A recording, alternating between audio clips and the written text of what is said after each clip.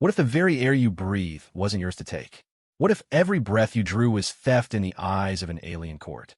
When the Galactic Patent Consortium served Earth with the most absurd legal document in cosmic history, humanity faced a choice: suffocate under alien law or do what humans do best, break every rule in the most spectacular way possible. This is the story of how a species that barely invented fire 10,000 years ago brought the oldest galactic empire to its knees, not with weapons or technology, but with the most dangerous force in the universe: human stubbornness. Ambassador Sarah Chun had seen many strange documents cross her desk during her 3 years as Earth's representative to the Galactic Council. But nothing had prepared her for the crimson-sealed envelope that materialized on her workspace that Tuesday morning. The molecular printer had hummed to life at exactly 0800 station time, extruding the official notice with mechanical precision that somehow felt ominous. The seal bore the twisted helix symbol of the Galactic Patent Consortium, a sight that made even veteran diplomats break out in cold sweats. Sarah's coffee mug trembled slightly in her grip as she broke the seal and unfolded the document. The header was written in 17 different languages, including the flowing script of High Centauri and the geometric patterns of crystalline. But it was the English translation that made her blood freeze. Notice of patent infringement. Species-wide violation. Case number, GPC 4472, atmospheric breach. Defendant, Homo sapiens, Earth designation. Patent holder, hegemony of the first breath. Sarah read the line 3 times before the word sank in. She scrolled down through pages of legal jargon, her horror growing with each paragraph. The patent in question was ancient, filed approximately 2.3 million Earth years ago by a species called the Vorthak, long before humans had discovered fire.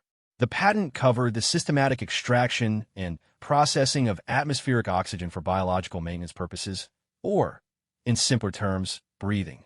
According to the document, every human breath taken for the past 50,000 years constituted a violation of galactic patent law. The accumulated damages, calculated with compound interest at the standard galactic rate of 12.7% annually, amounted to a figure so large that Sarah's translator struggled to find adequate human mathematical terms. When it finally settled on 473 quintillion galactic credits, she nearly dropped the datapad. But the most chilling part came at the end: immediate cessation of all infringing activity required within 72 standard galactic hours. Failure to comply will result in enforcement action under Article 445 of the Galactic Commerce Code. Sarah's hands shook as she activated her emergency communication array. Within minutes, she had a direct line to the Secretary General of the United Nations, President Williams of the Earth Defense Council, and Dr. Marcus Webb, Earth's chief xenobiologist. "They want us to stop breathing," she said without preamble when the video conference connected. "All of us. Permanently." Secretary General Rodriguez, a man who had negotiated peace treaties with 3 different alien species, stared at his screen in disbelief. That can't be legal." "It is," Sarah said, her voice hollow. "I've had our AI legal team verify the patent filing. It's legitimate under galactic law. The Vorthak filed their claim when our ancestors were still figuring out stone tools. They have absolute priority." Dr. Webb leaned forward, his weathered face grim. "Who are these Vorthak? Are they still around?" Sarah consulted her secondary datapad. They were absorbed into something called the hegemony of the first breath about 2 million years ago. The hegemony is extensive. They control atmospheric rights for roughly 40% of known space. This isn't some fringe group. They're one of the founding members of the Galactic Patent Consortium. President Williams, a former military officer whose calm demeanor had carried Earth through the Proxima crisis, spoke with deadly quiet. "What are our options?" "Legally," Sarah pulled up another screen. "We can request a hearing before the Galactic Patent Court, but that could take anywhere from 50 to 200 years. We can attempt to purchase a breathing license, but the preliminary estimate suggests it would cost more than Earth's entire GDP for the next million years." Or, she paused, her face pale. "Or what?" Rodriguez prompted. "Or we comply with the patent holder's demands and cease all breathing activities within 72 hours. The silence stretched across the communication channels. Finally, President Williams spoke. "What about the other species? Surely humans aren't the only ones breathing oxygen in the galaxy." Sarah had been dreading this question. I checked. Every other oxygen-breathing species in known space pays licensing fees to the hegemony. We're the only ones who have been breathing without permission. The hegemony claims they tried to contact Earth years ago, but received no response. Dr. Webb snorted. Of course they received no response. We didn't even know aliens existed until 5 years ago. That's what I told them, Sarah said. Their response was that ignorance of galactic law is not a valid defense under Article 12 of the Commerce Code. The gravity of the situation settled over the group like a lead blanket. Earth had spent 5 years carefully building diplomatic relationships with various galactic powers, always aware that humanity was the newest and weakest member of the galactic community. They had been cautious, respectful, and above all, law-abiding. Now it seemed that their very existence was illegal. There has to be something we can do, Rodriguez said. Some loophole, some precedent. Sarah consulted her legal database. There have been 14 previous cases of species-wide patent infringement in galactic history. In 12 cases, the infringing species paid massive settlements and ongoing licensing fees. In 2 cases, she trailed off. What happened in the other 2 cases? Williams demanded. The species were declared biologically incompatible with galactic commerce and were removed from the equation. The euphemism hung in the air like a toxic cloud. Everyone knew what removed from the equation meant in galactic legal terms. Dr. Webb was the first to break the silence. How do we fight this? There has to be a way. Fight it. Sarah laughed bitterly. Marcus, we're talking about a legal system that's older than human civilization. The hegemony of the first breath has been collecting breathing royalties since before our species learned to make fire. They have legal precedent, military backing, and the support of the entire galactic patent consortium. So what do you suggest? Williams asked. That we just lie down and die? I suggest we find a way to work within the system. Maybe we can negotiate a payment plan or find some technical loophole in the patent filing. The Vorthack are extinct.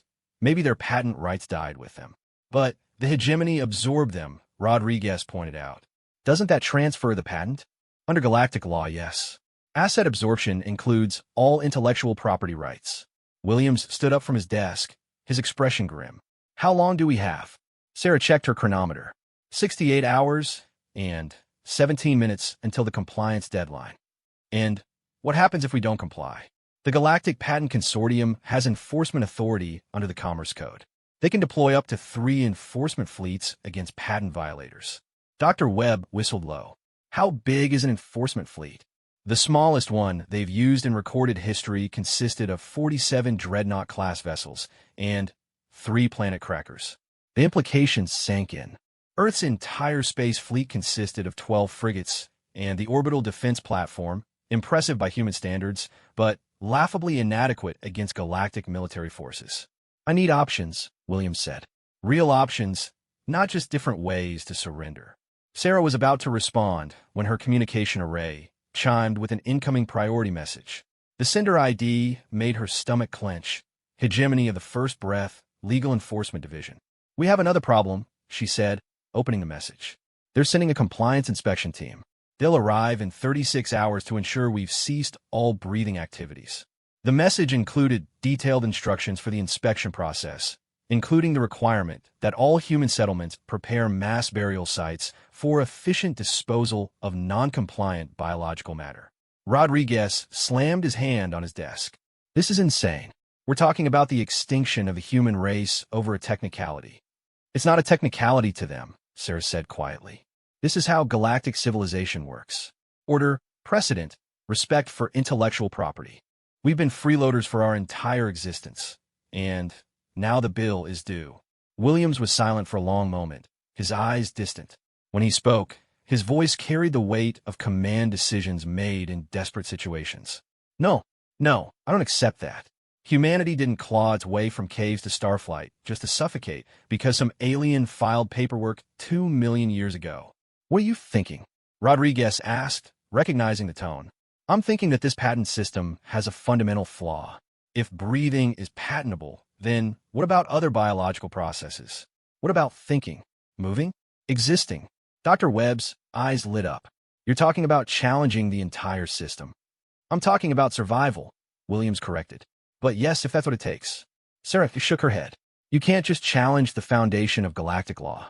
The Patent Consortium has maintained order for millions of years. They won't tolerate that kind of disruption. Then, maybe it's time someone disrupted them, Williams said. How many species pay breathing royalties to this hegemony? Sarah consulted her database. According to public records, approximately 4,327 species across the galaxy pay atmospheric licensing fees. And how much revenue does that generate annually? The exact figures are classified, but estimates suggest somewhere in the region of 800 trillion galactic credits per year. William smiled, but there was no humor in it. That's a lot of money, and a lot of potential allies if we can show them they're being cheated. David, Rodriguez warned, you're talking about taking on the most powerful economic institution in the galaxy. No, Williams said, I'm talking about taking on a protection racket that's been disguised as legitimate business for 2 million years. Tell me, Sarah, what's the oldest patent in the galactic system? Sarah's fingers flew over her datapad. The Vorthak breathing patent appears to be among the earliest, but there's several others from the same period. Movement patents held by the Crystalline Confederation, thought process patents claimed by the Hivemind Collective, even basic cellular division patents registered by something called the Eternal Biological Consortium. All the basic functions of life, Dr. Webb observed. How convenient. It gets worse, Sarah continued. The patent holders are all either extinct species whose rights were absorbed by current galactic powers, or collective entities that seem to exist solely to hold these patents. The whole system looks like it was designed to extract tribute from every living being in the galaxy. Williams nodded grimly. Then, we're not just fighting for Earth survival. We're fighting to free every thinking being in the galaxy from this system of legalized extortion. That's a beautiful sentiment, Sarah said, but we still have 67 hours before they expect us to stop breathing and 35 hours before an inspection fleet arrives to make sure we're dead. Then, we'd better get to work, Williams said. I want every lawyer, scientist, and historian on Earth focused on finding flaws in this system. If it's as corrupt as it looks, there have to be weaknesses we can exploit. And what if there aren't? Rodriguez asked. Williams' expression hardened. Then, we find another way. Humans have never been good at following rules we didn't help make. As the conference call ended, Sarah remained at her desk, staring at the patent notice that had started it all. 67 hours to overturn 2 million years of established galactic law, or watch her species suffocate in the name of intellectual property rights. She thought about her daughter back on Earth, playing in parks, and breathing freely without knowing that each breath was legally theft. She thought about the billions of humans going about their daily lives, unaware that their continued existence violated galactic patent law. And, for the first time since receiving the notice, Ambassador Sarachin smiled. Because she realized something that the Galactic Patent Consortium had failed to consider in their calculations. They were dealing with humans now. And humans had a very long history of ignoring rules they found stupid. The Global Emergency Research Initiative began exactly 43 minutes after the emergency conference call ended. Within 6 hours, every major university, government research facility, and private think tank on Earth had been mobilized for what historians would later call the most desperate academic sprint in human history. Dr. Elena Vasquez, Harvard's leading expert in galactic law, hadn't slept in 36 hours. Her office had been transformed into a command center, with holographic displays showing patent filings from across the galaxy, legal precedents dating back millions of years, and a constantly updating countdown timer that currently read 30 hours, 42 minutes, and 17 seconds, until the breathing deadline. This is impossible, muttered Professor James Clark, who had been pulled from his retirement to help analyze the ancient Vorthak legal documents. The entire galactic legal system is built on these foundational patents. It's like they took every basic function of life and turned it into a subscription service. Elena rubbed her tired eyes and reached for another stimulant tablet. That's exactly what they did, James. Look at the filing dates. She gestured to the timeline display. All the life function patents were filed within a 1,000-year window, roughly 2.3 million years ago. Same legal firms, same filing procedures, same language patterns. Across the room, Dr. Rajesh Patel was deep in conversation with the AI legal analyst they'd nicknamed Justice. The artificial intelligence had been processing galactic legal documents at superhuman speed, searching for inconsistencies and loopholes. Justice, show me the cross-reference analysis for patent overlap, Rajesh commanded. The AI's synthesized voice carried a hint of what almost sounded like excitement. Dr. Patel, I've discovered something significant. The breathing patent held by the hegemony of the first breath conflicts with 17 other foundational patents in the Galactic Registry. Elena spun around her chair. What kind of conflicts? Patent interference, overlapping claims, and definitional contradictions. For example, the breathing patent claims exclusive rights to atmospheric oxygen extraction for biological maintenance, but the cellular metabolism patent held by the biosynthesis conglomerate claims rights to oxygen utilization at the cellular level. Both cannot be valid simultaneously under galactic patent law. James looked up from his ancient documents. That's actually huge. Patent interference invalidates both claims under Section 447 of the Galactic Patent Code. But wait, Elena said, her legal mind racing. If these patents have been in effect for 2 million years, why hasn't anyone challenged them before? Justice processed the question for 0.3 seconds. Analysis suggests that no single entity has ever attempted to challenge multiple foundational patents simultaneously. Previous challenges focused on individual patents and were resolved through licensing agreements or settlements. Because nobody wanted to bring down the entire system, Rajesh realized. They just wanted their piece of the pie. Elena stood up and began pacing. But we don't want a piece of the pie. We want to survive. Justice, how many life function patents are there in total? Cataloging, I have identified 437 patents that claim exclusive rights to basic biological functions. These include breathing, blood circulation, neural activity, protein synthesis, cellular division, waste elimination, sensory processing, and motor coordination. Collectively, these patents would make unauthorized biological existence impossible. The implications hit everyone in the room simultaneously. Professor Clark spoke first, his voice barely a whisper. They've patented life itself. Elena's mind was working furiously. Justice cross-reference all 437 patents for filing irregularities, definitional overlaps, and procedural violations. I want a complete analysis within 4 hours. Processing, estimated completion time, 3 hours, 47 minutes. While Justice worked, Elena turned to the other major research initiative. Dr. Sarah Kim, Earth's foremost expert on galactic history, had assembled a team to investigate the mysterious extinction of the Vorthack and the rise of the hegemony of the first breath. Sarah, what have you found on the Vorthack? Elena asked through the communication link. Sarah's tired face appeared on the holographic display from the University of Geneva. It's disturbing, Elena. The Vorthack weren't just any species. They were apparently the galaxy's first major patent holders. They filed thousands of foundational patents on everything from stellar navigation to quantum computing. And they just disappeared? That's the strange part. According to galactic records, they were absorbed by the hegemony through a voluntary cultural integration process. But I've been analyzing the linguistic patterns in their final communications, and something doesn't add up. Elena leaned forward. What do you mean? The Vorthack had a highly complex language with specific grammatical structures that indicated emotional states. Their final messages to the galactic community show signs of severe distress and fear, not voluntary integration. It reads more like surrender under duress. Professor Clark looked up from his documents. You think they were coerced? I think they were eliminated, Sarah said bluntly. And I think the hegemony took their patents through what we would call corporate murder. Elena felt a chill run down her spine. Can you prove that? I'm working on it. But, Elena, I found something else. The hegemony isn't what they claim to be. They're described in galactic records as a collective of species united by common biological heritage. But I can't find evidence that they actually exist as a distinct species. What do you mean? I mean the hegemony of the first breath appears to be a legal fiction, a shell corporation that exists solely to hold patents. And they're not the only one.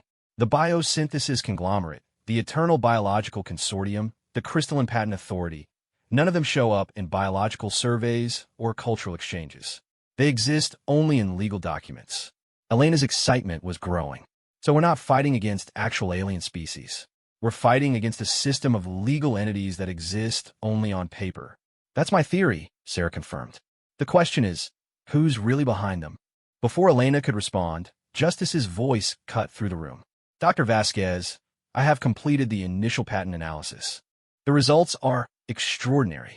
Show me, Elena commanded. The room's displays lit up with a complex web of interconnected patent claims. Red lines indicated conflicts, yellow showed overlaps, and blue marked procedural violations. The entire display looked like a spiderweb made of legal chaos. Summary, Justice announced.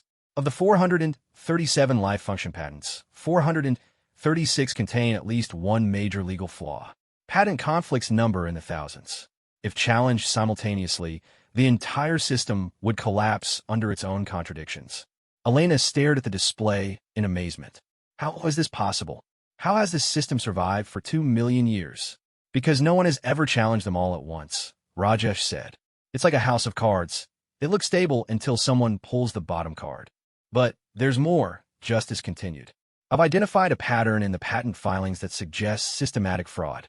All 437 patents were filed using identical legal templates, with only the specific biological functions changed. The filing fees were paid from the same source account, and the supporting scientific documentation shows signs of mass duplication with minor alterations. Elena's legal training kicked in. That's evidence of coordinated fraud on a galactic scale. But who coordinated it? I have a theory, Sarah's voice came through the communication link. Elena, I need you to look at the founding charter of the Galactic Patent Consortium itself. Elena called up the document, a massive legal text written in High Centauri and translated into hundreds of languages. I'm looking at it. What am I looking for? The signatory list. Look at who founded the Patent Consortium 2.5 million years ago. Elena scrolled through the document until she found the founding signatures. Her blood froze as she read the names. The hegemony of the first breath, the biosynthesis conglomerate, the Eternal Biological Consortium, the Crystalline Patent Authority, and 12 other entities that Sarah's research had identified as legal fictions. They founded the system, Elena whispered. The patent holders founded the organization that enforces their patents. It gets worse, Sarah said. Look at the enforcement charter. Under Article 15, the Patent Consortium has the authority to use military force to protect patent rights. And under Article 23, patent challenges can be declared threats to galactic stability and summarily dismissed. Elena slumped in her chair. They've created a perfect system. They own the patents, they control the enforcement mechanism, and they have the legal authority to silence anyone who challenges them. Not quite perfect, Rajesh said quietly. They made one mistake. What mistake? They gave humanity the documentation to prove it. Elena looked at him blankly. What do you mean? Think about it. When they served us with the patent violation notice, they included the complete legal documentation to establish their claim. Filing records, procedural histories, enforcement authorities, everything we needed to analyze their system. Justice's voice chimed in. Dr. Patel is correct. The documentation provided contains sufficient evidence to prove systematic fraud, patent conflicts, and illegal collusion. Under Galactic Commercial Law Section 12, evidence of fraud invalidates all related patents permanently. But how do we present this evidence? Elena asked. We can't get a hearing for 50 years, and we'll be dead in 30 hours. Professor Clark, who had been quietly reviewing ancient galactic legal codes, suddenly looked up with a smile. Actually, there's an emergency provision. Article 77 of the Galactic Commercial Code allows for immediate emergency hearings in cases involving existential threats to registered species. Humanity is a registered species, Elena said, hope rising in her voice. And extinction definitely qualifies as an existential threat, Rajesh added. Elena activated her communication array. Ambassador Chun, this is Elena. We need to file an emergency legal challenge immediately. Sarah Chin's voice crackled through from her station. Elena, thank God. Do you have something? We have everything. The entire galactic patent system is fraudulent, and we can prove it. But we need to file an Article 77 emergency hearing request within the next 6 hours, or the compliance deadline will pass, and it won't matter. What do you need from me? File the emergency hearing request with the Galactic Patent Court. Claim existential threat to the human species. We'll transmit our evidence package within the hour. Elena, Sarah's voice carried a note of warning. The inspection fleet arrives in 12 hours. Even if we get an emergency hearing, we'll be fast enough. Elena looked around the room at her exhausted colleagues, at Justice's complex web of evidence, and at the countdown timer that now read 29 hours, 34 minutes, and 52 seconds. It has to be, she said, because if we're right about this, we're not just saving humanity. We're about to expose the biggest fraud in galactic history. As her team worked frantically to compile their evidence, Elena couldn't shake the feeling that they were missing something important. The system was too perfect, too well-designed to be a simple fraud.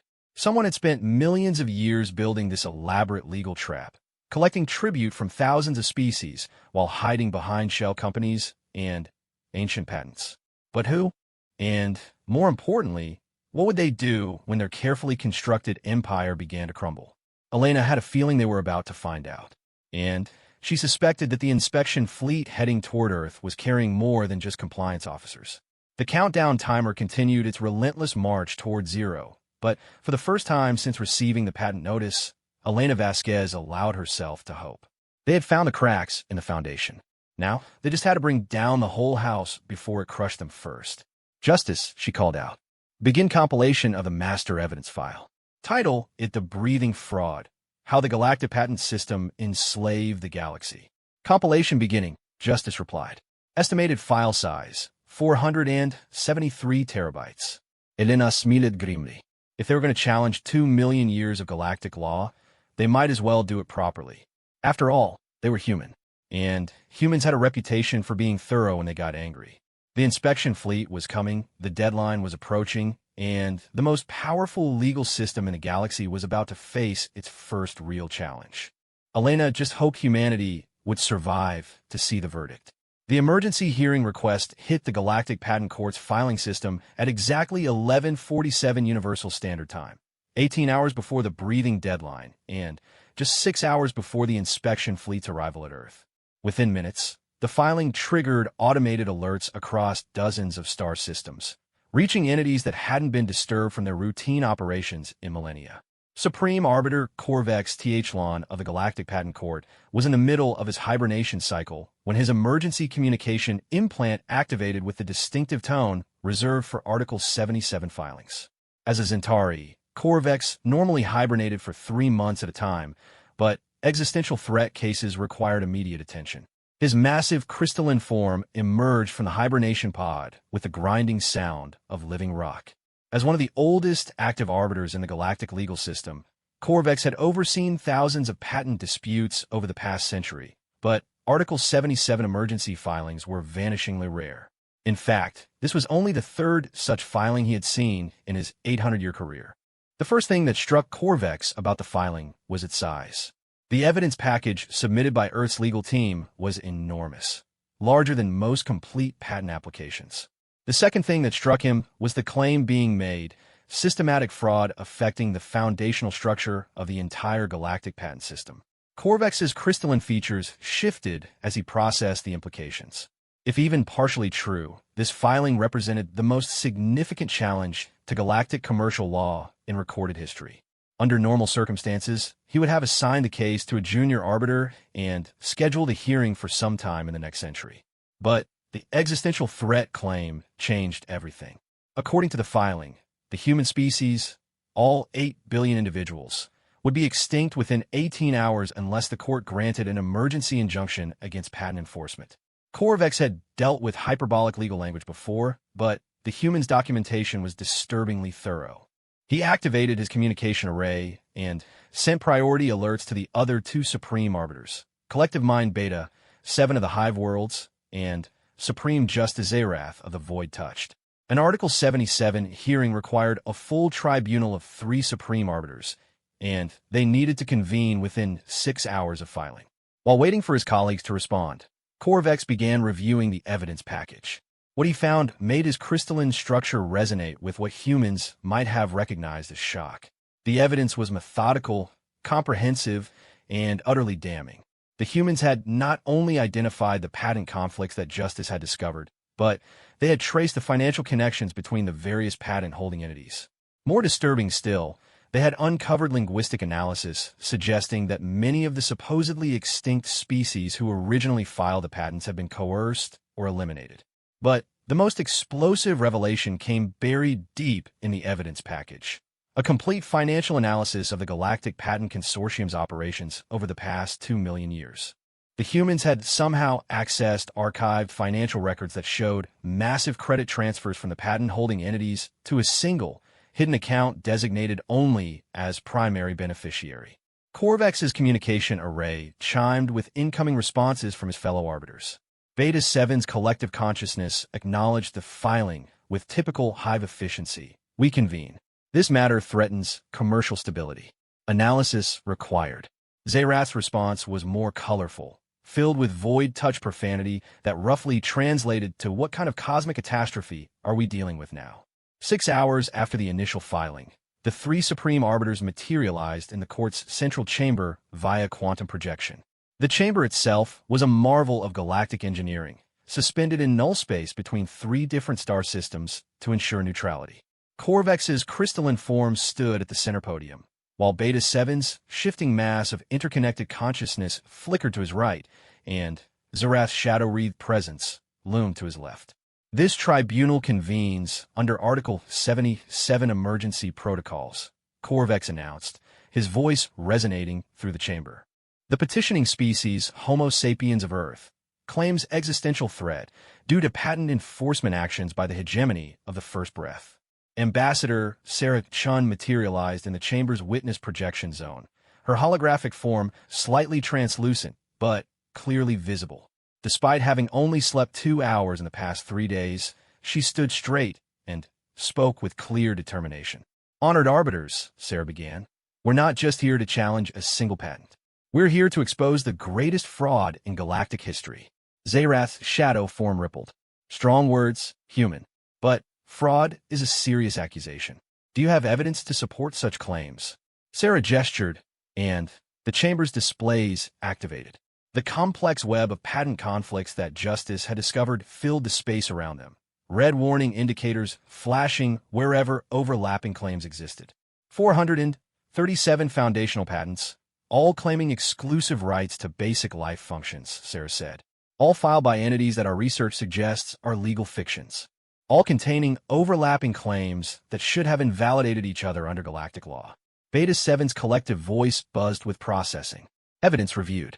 Pattern analysis confirms systematic irregularities. Question: how did these conflicts remain undetected? Sarah's expression hardened. Because the entities holding these patents are the same entities that founded and control the Galactic Patent Consortium. They created a system where they police themselves. The chamber fell silent except for the hum of processing equipment. Korvax consulted his legal database. Human Chun, are you accusing the Patent Consortium of institutional corruption? We're accusing them of something worse, Sarah replied. We believe the entire system was designed as a method of control and tribute collection, disguised as legitimate intellectual property protection. She gestured again, and new displays showed the financial analysis that had shocked Korvax. Every credit paid in patent licensing fees over the past 2 million years has ultimately flowed to a single hidden account. The supposed diversity of patent holders is an illusion. Zerath leaned forward, his shadow form growing larger. You claim there's a single entity behind all of this. We believe so.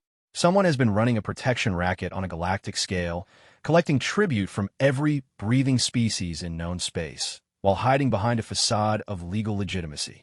Korvax's crystalline structure pulsed as he processed the implications. If your allegations are correct, the legal ramifications would be extensive.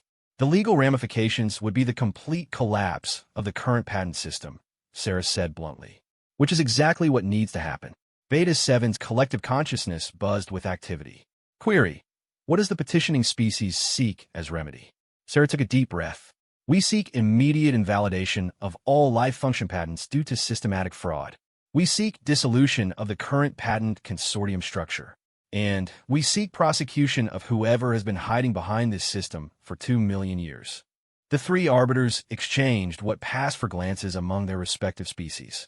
Korvax spoke first. Human Chun, you understand that what you're requesting would fundamentally alter the structure of galactic commerce. Honored arbiter, Sarah replied. With respect, the current structure is built on a foundation of fraud. It needs to be altered. Zerath's shadow form flickered. The enforcement fleet dispatched by the consortium, they will arrive at your world within hours. Even if we granted your requests, the fleet might not acknowledge our authority. Sarah's face paled slightly. but her voice remained steady. "Then, we need to act quickly." Corvex consulted his chronometer. "This tribunal will recess for deliberation. Given the time-sensitive nature of the situation, we will reconvene within 2 standard hours to render judgment." As the arbiters' forms began to fade from the chamber, Sarah called out, "Honored arbiters, there's one more thing you should know." Corvex paused his dissolution. "Yes. We've shared our evidence package with every species currently paying patent licensing fees. All 4,327 of them. They're waiting to see what you decide." The implications hung in the null space chamber like a threat.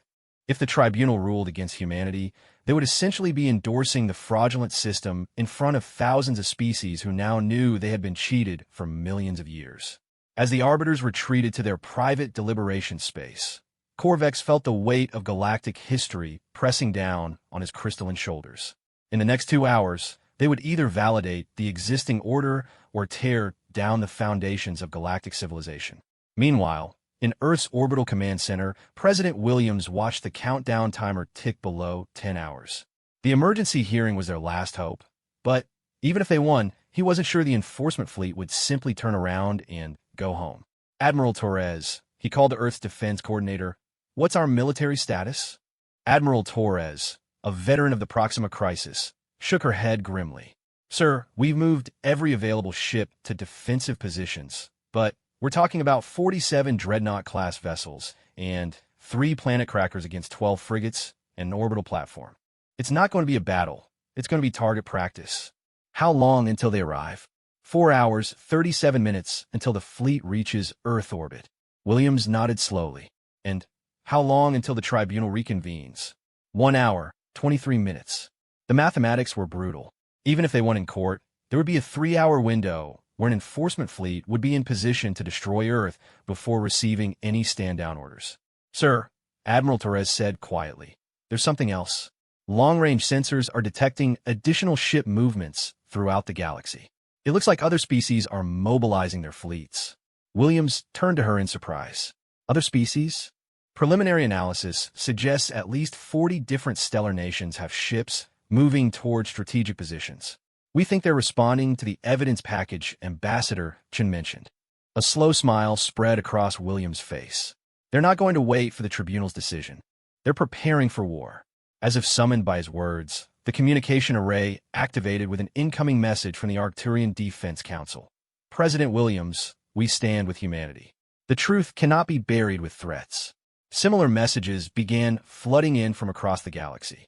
The Centauri Republic, the Vegan Trade Alliance, the Independent Worlds Coalition, species that have been paying breathing taxes for millennia, were finally ready to fight back.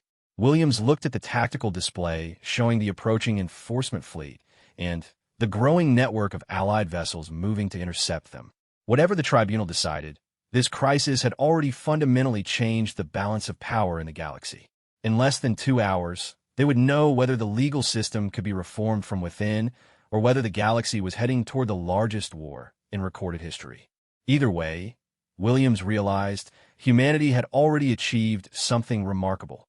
They had united thousands of species against a common enemy.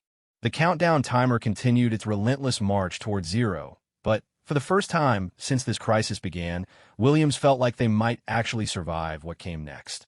Not because they were stronger than their enemies, but because they had shown the galaxy that sometimes breaking the law was the most legal thing you could do. The Supreme Arbiters reconvened in the null space chamber with the weight of galactic civilization pressing down on their deliberations. Corvex Echelon's crystalline structure had dimmed during the recess, a sign of deep contemplation among his species. Beta 7's collective consciousness flickered more rapidly than usual, indicating intense internal debate among the thousands of minds that comprised the entity. Zerath's shadow form had grown denser, almost solid, reflecting the gravity of the decision they faced. Ambassador Sarah Chun materialized in the witness projection zone, her holographic form steady despite the exhaustion that marked her features. Behind her, the countdown timer had reached critical levels: 4 hours and 12 minutes until breathing deadline, 3 hours and 47 minutes until the enforcement fleet reached Earth orbit. "This tribunal has completed its deliberation," Corvex announced, his voice carrying harmonics that hadn't been there before. The evidence presented by the petitioning species is both comprehensive and deeply disturbing. Sarah held her breath, an ironic action given the circumstances. The financial analysis provided demonstrates clear evidence of coordinated fraud spanning millions of years. The linguistic analysis suggesting coercion or elimination of the original patent holders is compelling. Most significantly, the systematic conflicts between foundational patents represent a level of legal incompetence that strains credibility. Beta 7's collective voice joined the announcement. Pattern analysis confirms deliberate manipulation of galactic legal systems. Patent filing irregularities exceed statistical probability of coincidence by factors of several million. Zayrath's shadow form pulsed as he added his judgment. The concentration of patent enforcement authority within entities controlled by the patent holders themselves represents a fundamental conflict of interest that undermines the legitimacy of the entire system. Sarah's heart began to race, but she forced herself to remain still as Corvex continued. However, the Supreme Arbiter said, and Sarah's hope faltered, the remedies requested by the petitioning species would cause immediate chaos throughout galactic commerce. The dissolution of existing patent structures would affect trade agreements, territorial boundaries, and resource allocation systems that have maintained stability for millennia. Therefore, Beta 7 added, this tribunal must balance immediate justice against long-term stability. Sarah felt her hope dying. They were going to find a middle ground, a compromise that would save face for the system while condemning humanity to extinction. The ruling of this tribunal, Corvex announced, is as follows. All life function patents are hereby invalidated due to systematic fraud, patent conflicts, and procedural violations. The current structure of the Galactic Patent Consortium is dissolved pending investigation into criminal conspiracy. Sarah's knees nearly buckled with relief. Furthermore, Zayrath continued, this tribunal issues an immediate injunction against all enforcement actions related to invalidated patents. The enforcement fleet currently approaching Earth is hereby ordered to stand down and return to base immediately. Additionally, Beta 7 added, this tribunal authorizes the formation of a special investigation committee to identify and prosecute the entities responsible for this systematic fraud. Sarah found her voice. Honored arbiters, thank you. On behalf of humanity and every species affected by this fraud, thank you. Corvex's crystalline structure brightened. Do not thank us yet, human shun. The real battle may be just beginning. Those who have profited from this system for 2 million years will not surrender easily. As if summoned by his words, the chamber's emergency alert system activated. The voice that filled the space carried the cold authority of the Galactic Patent Consortium's Enforcement Division. Supreme Arbiters, the voice announced, by order of the primary beneficiary under Emergency Authority Clause 15, this tribunal's jurisdiction over foundational patents is hereby suspended. All rulings regarding life function patents are declared null and void. The three arbiters exchange what passed for shocked glances among their species. Corvex spoke first. Emergency Authority Clause 15 has never been invoked. We question its legal validity. The legal validity of Emergency Authority Clause 15 is not subject to tribunal review, the voice replied. The primary beneficiary exercises ultimate authority over all patent-related matters affecting galactic security. Who is this primary beneficiary? Zayrath demanded, his shadow form expanding with anger. That information is classified under Security Protocol 7. Enforcement fleet operations will continue as scheduled. The communication cut off, leaving the chamber in stunned silence. Sarah's temporary relief evaporated as she realized the implications. They're ignoring the tribunal, she said quietly. Whoever is behind this system has been planning for this possibility. Meanwhile, aboard the flagship of the enforcement fleet approaching Earth, Fleet Commander Vexhai received the tribunal's stand-down order with something approaching relief. As a career military officer, she had always found patent enforcement missions distasteful. The idea of exterminating an entire species over breathing violations seemed particularly grotesque. But her relief was short-lived. Within minutes of the tribunal's order, her communication array activated with a priority override from the primary beneficiary. The message was brief and uncompromising. Tribunal authority suspended. Continue enforcement mission. Eliminate patent violators as scheduled. Commander Vexhai stared at the message in disbelief. In her 40 years of military service, she had never received an order that directly contradicted a supreme tribunal ruling. The legal implications were staggering. Her second-in-command, Major Keltar, noticed her expression. "Commander, is there a problem with our orders?" Vexai showed him the message. Keltar's expression mirrored her own confusion. "Sir, this contradicts the tribunal ruling. Which order do we follow?" It was a question that went to the heart of galactic civilization. Did military forces answer to legal authority, or to whatever entity was powerful enough to override it? Before Vexai could respond, her tactical officer called out from the sensor station. "Commander, I'm detecting massive fleet movements throughout the galaxy. It looks like everyone is mobilizing." The tactical display lit up with ship movements from dozens of stellar nations. The Arcturian Defense Fleet had moved to intercept the Enforcement Fleet's approach to Earth. The Centauri Republic had deployed battle groups to protect their own worlds. The Vegan Trade Alliance was broadcasting demands for the immediate release of all financial records related to patent licensing fees. "Sir," the communications officer announced, "we're receiving stand-down orders from 47 different stellar governments. They're all citing the tribunal ruling." Major Keltar turned to Commander Vexai. "It looks like we're not just dealing with human resistance anymore. Half the galaxy is choosing sides." Vexai studied the tactical display. The Enforcement Fleet was still 3 hours from Earth, but they were now facing a complex web of allied vessels that had appeared as if from nowhere. The humans might not have been able to fight a single Enforcement Fleet, but they had apparently convinced the rest of the galaxy to fight it for them. "Commander," her sensor operator called out, "I'm detecting additional energy signatures in the outer system. Unknown configuration." The tactical display updated to show 3 massive vessels of completely unfamiliar design holding position near the edge of the solar system. They were larger than anything in Vexai's fleet, built with technology that didn't match any known stellar civilization. "Where did those ships come from?" Keltar asked. Before anyone could answer, the communication array activated with an incoming message from the unknown vessels. The voice that emerged was unlike anything in the galactic communication database. Ancient, powerful, and carrying harmonics that seemed to resonate through the ship's hull itself. "Enforcement Fleet 77 Alpha," the voice announced, "you are in violation of galactic tribunal jurisdiction. Stand down immediately or face the consequences." Commander Vexai had dealt with many alien species during her career, but this voice carried an authority that made her instinctively want to comply. "Unknown vessels, identify yourselves and state your authority for this intervention." "We are the guardians of the first law. We have monitored galactic civilization since before the first patents were filed. The corruption you serve ends today." The implications hit Vexai like a physical blow.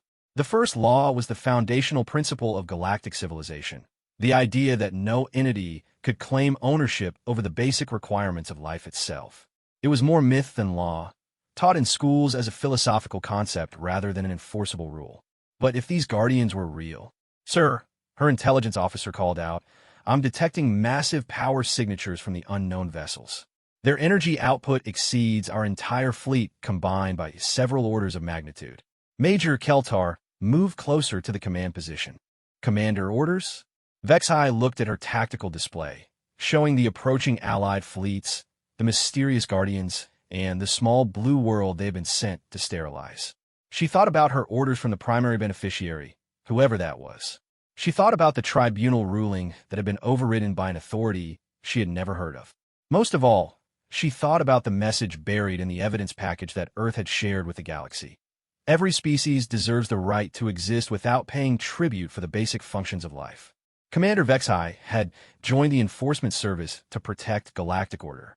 But what they were being asked to do wasn't about order, it was about maintaining a system that had been built on lies and enforced through fear. She activated the fleet communication system. "All vessels, this is Fleet Commander Vexai. Based on the Supreme Tribunal ruling and the evidence of systematic fraud in the patent system, I am ordering this fleet to stand down. We will not proceed with enforcement action against Earth." The response was immediate and chaotic. Some ship commanders acknowledged the order with relief. Others protested, citing their orders from the primary beneficiary. A few vessels broke formation entirely, apparently receiving override orders from unknown sources.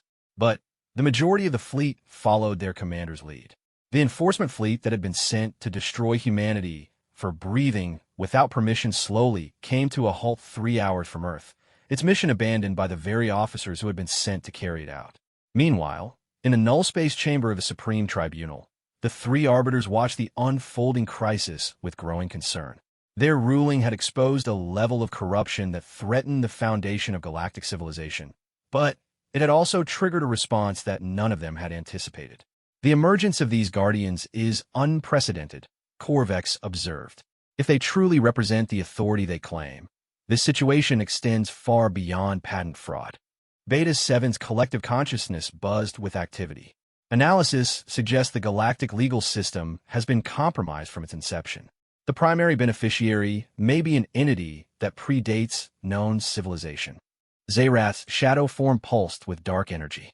Whatever happens next, the old order is finished. The question is what will replace it.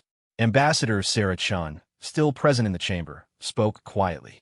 Whatever replaces it, it needs to be built on the principle that life itself cannot be owned. That's what humanity believes, and apparently, that's what a lot of other species believe too.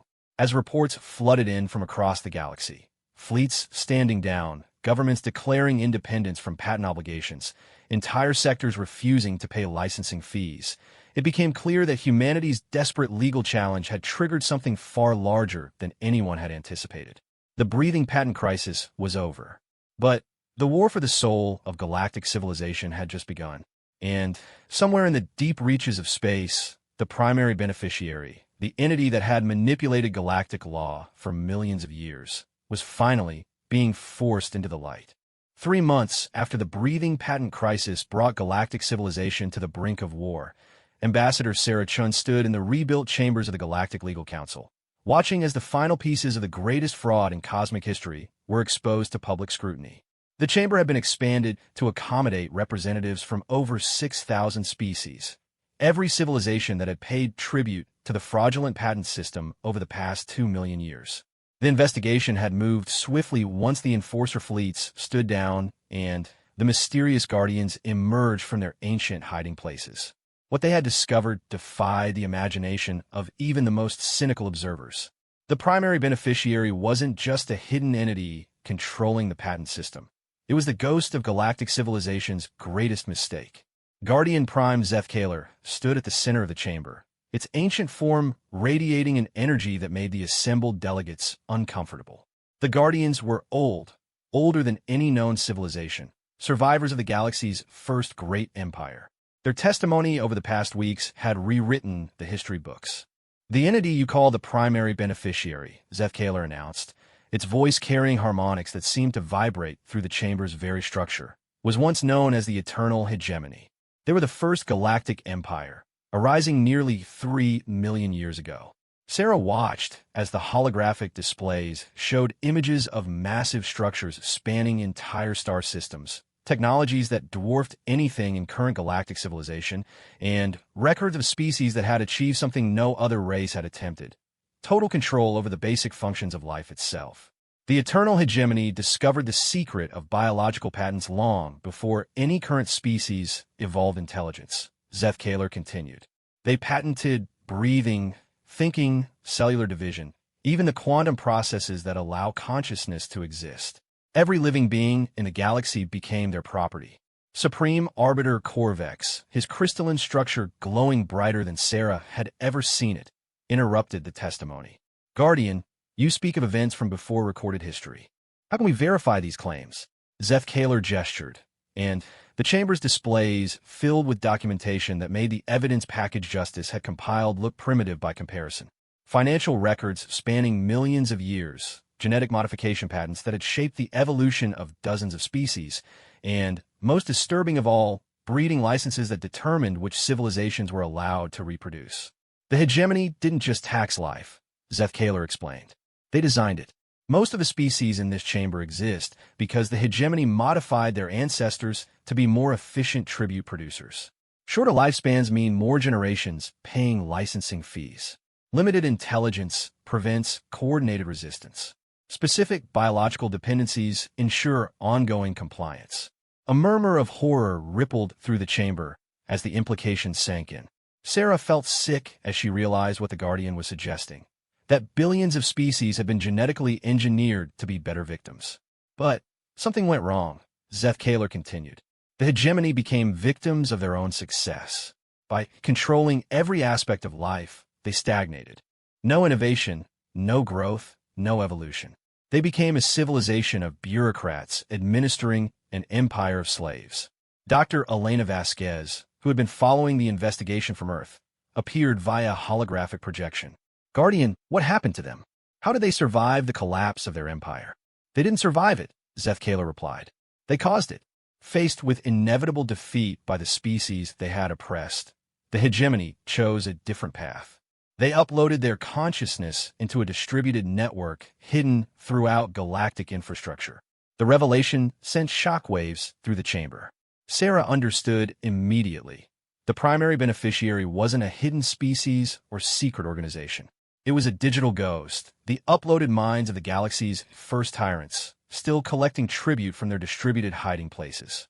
They became parasites, Zeth Kaler said with something that sounded like disgust, living off the productivity of the species they had created to serve them. The Galactic Patent Consortium, the enforcement fleets, the legal framework, all of it was just a more sophisticated version of their original control system. Beta 7's collective consciousness buzzed with activity. Query: why did the Guardians not intervene earlier? Zeth Kaler's form seemed to solidify slightly. Because we were bound by the same legal system the hegemony created. The first law, the principle that life cannot be owned, was superseded by the patent system they established. We could only act when a species challenged the fundamental legitimacy of that system. Sarah suddenly understood why humanity's case had been so crucial. We weren't just challenging individual patents. We challenged the entire concept of biological ownership. Precisely, Zeth Kaler confirmed. Humanity's refusal to accept that breathing could be owned broke the legal framework that had bound us for millions of years. Your species gave us the authority to act. Supreme Arbiter Zerath leaned forward, his shadow form rippling with energy. Where is this network? How do we find the primary beneficiaries' hiding places? We have been mapping their network for 3 months, Zeth Kaler replied. The hegemony's consciousness is distributed across 17,000 hidden installations throughout the galaxy. Each installation monitors and manipulates local legal systems to ensure continued compliance with their tribute demands. The chamber's displays updated to show a 3-dimensional map of the galaxy, with red indicators marking the hidden installations. Sarah was amazed to see how thoroughly the network penetrated galactic civilization. There were installations in government buildings, corporate headquarters, even religious sites. The good news, Zeth Kaler continued, is that the network is vulnerable. By challenging their legal authority, humanity created a cascade failure in their control systems. The hegemony's consciousness is fragmenting as their installations lose synchronization. What does that mean for us? Asked President Williams, appearing via projection from Earth. It means the war is not over, Zeth Kaler replied grimly. As the hegemony fragments, individual installations are beginning to act independently. Some are attempting to negotiate. Others are activating ancient weapons systems that have been dormant for millions of years. As if summoned by the Guardian's words, emergency alerts began flooding into the chamber. Reports of automated defense systems coming online in dozens of star systems, ancient installations emerging from hidden dimensions, and, most disturbing of all, entire populations of managed species beginning to exhibit signs of genetic programming activation. Admiral Torres appeared on the communication display, her expression grim. Mr. President, we're receiving reports from across the galaxy. Something is causing mass behavioral changes in multiple species. It looks like dormant genetic modifications are being activated remotely. Sarah felt her blood freeze. They're activating sleeper programming. The species they modified aren't just paying tribute. They're programmed to defend the system when it's threatened. Zeth Kaler nodded gravely. The hegemony's final contingency. If their legal control fails, they activate the biological control mechanisms they built into their tributary species millions of years ago. The chamber erupted in chaos as delegates began receiving reports from their homeworlds. Species that had joined the rebellion were suddenly turning on their allies. Populations that had celebrated their freedom from patent taxation were now demanding the restoration of the old system. How do we fight against program biology? President Williams demanded. The same way humanity fought against legal tyranny, Zefkala replied. With truth, stubbornness, and the refusal to accept that any external authority has the right to control your essential nature. Dr. Elena Vasquez spoke up from her projection. Guardian, you said the network is fragmenting. Can we accelerate that process? Yes, Zefkala confirmed. But it will require coordinated action from every free species in the galaxy. The hegemony's installations must be physically destroyed, their consciousness fragments permanently severed. And, most importantly, the affected populations must be reminded that their true nature was stolen from them long before they were born. Sarah stepped forward. How do we remind billions of beings that they're not what they think they are? The same way you reminded the galaxy that breathing shouldn't require permission, Zefkala replied. By showing them what freedom looks like. Supreme Arbiter Corvex's crystalline structure pulsed with decision. This tribunal hereby authorizes the formation of the Liberation Alliance. All species committed to biological and legal freedom are invited to join the effort to dismantle the hegemony's network. And for those species whose populations are experiencing genetic activation, asked Beta 7. We save them, Sarah said firmly. All of them. Because that's what humans do. We don't abandon people just because they've been programmed to be our enemies. President Williams nodded from his projection. Admiral Torres, begin coordinating with our allies. We're going to need every ship, every soldier, and every free mind in the galaxy for this. As the chamber dissolved into urgent planning sessions, Sarah found herself standing next to Zefkala's ancient form. Guardian, she said quietly, can I ask you something? Of course, young human. When this is over, assuming we win, what happens next? How we prevent something like this from happening again? Zefkala's energy field flickered with what Sarah interpreted as amusement. You rebuild civilization with the principles your species discovered when you refused to pay for breathing. Life is not property. Intelligence is not a commodity. Freedom is not a privilege to be licensed. And if some species disagree with those principles, then they will have the freedom to be wrong, Zefkala replied. But they will not have the power to impose their wrongness on others. As Sarah watched the greatest military and political alliance in galactic history form around humanity's simple refusal to pay for breathing, she realized that they had already won the most important victory. They had shown the galaxy that some things were worth fighting for, even when the odds seemed impossible. The war against the hegemony's network would be brutal and costly.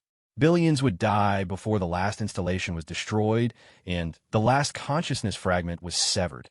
The process of deprogramming entire species would take generations. But the principle had been established. Life belongs to the living, not to those who would claim ownership over it. And once that principle took root, Sarah knew it would spread through the galaxy like wildfire. After all, it only took one species willing to say no to change everything. And humans, as the galaxy was learning, were very good at saying no to stupid rules. The primary beneficiary had controlled galactic civilization for millions of years through law, fear, and genetic manipulation. But they had made one crucial error. They had given humanity paperwork. And humans, Sarah reflected with grim satisfaction, had an ancient and honored tradition of what to do with paperwork they didn't like. They had filed it under cosmic fraud and were about to shred the entire system. The age of biological tyranny was ending. The age of freedom was about to begin. And it had all started with a simple human question. Why should we pay for breathing? Sometimes, Sarah thought, the most profound revolutions begin with the most obvious truths.